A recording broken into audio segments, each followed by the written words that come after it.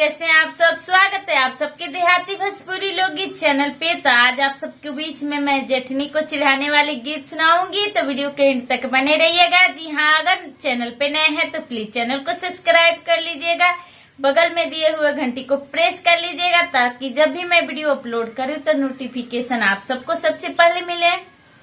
हाय दैया घरही में बैरन जेठानी, हाय दैया घरही में बैरन जेठानी,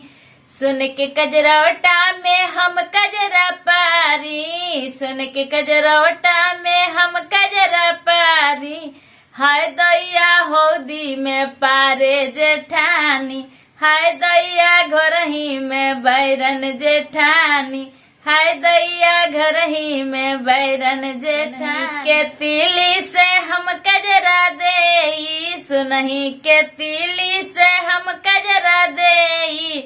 हाय दैया लाठी से देई जेठानी, हाय दैया घर ही में बैरन जेठानी, रस में रूमलिया से हम कजरा पोछी, रस में रूमलिया से हम कजरा पोछी, हाय दैया बोरा से पोछस जेठानी, हाय दैया घर ही में बैरन जेठानी, हाय दैया घर ही में बैरन जेठानी।